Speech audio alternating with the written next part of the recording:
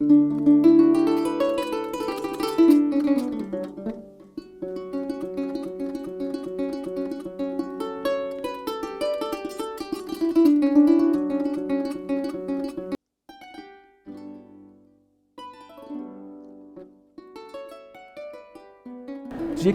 is a global call to action against poverty. GCAP is a global movement of people, of organizations against poverty and inequalities. We have coalitions of civil society in 58 countries. And they are formed of people who are marginalized, like persons with disabilities, youth, women, indigenous people, or people affected by modern slavery. Who are working together to fight for their rights, the right to food, the right to water, basically the basic human rights for survival, as there are still billions of people who are living under inhuman conditions, and this is not acceptable anymore.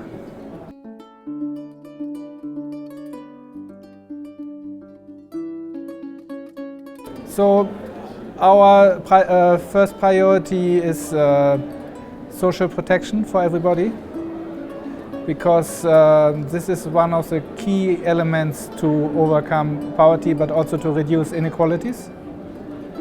The other basic services like water, education, health are very important, but at the same time we need to have a more just system, like tax justice, to finances. So it's a very comprehensive approach, which is also including systemic changes, not only just incremental changes. And that's basically based on human rights.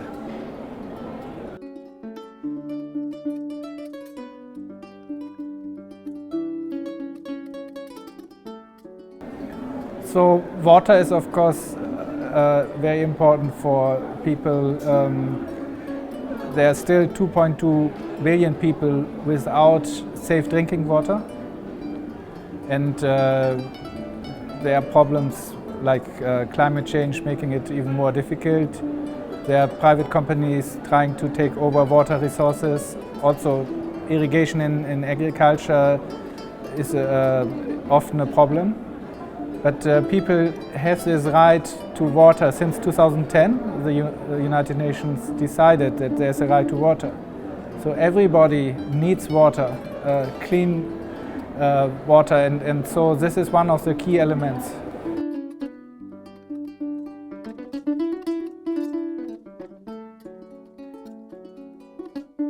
So with the COVID-19 crisis, it got worse. I mean, many people were pushed into poverty, into extreme poverty again. Also, more people are living are going to bed hungry. But of course, there was a big problem already before. Even there were reducing numbers in terms of percentages of people living in poverty. But this was a very slow progress. So, of course, we need to overcome extreme poverty. Everybody has to have enough to eat and to safe drinking water and housing. But there are also billions of people who live in poverty and always in danger. So we need really to change our system, and we have seen now with COVID,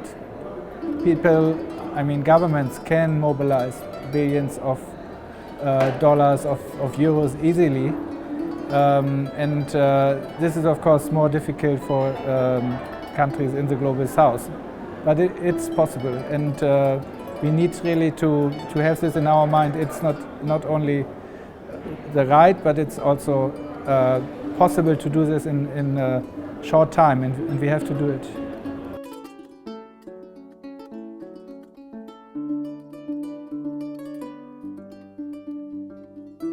When I'm in Africa, like now in Dakar, in Senegal, I always like the vitality, the also innovative life I see.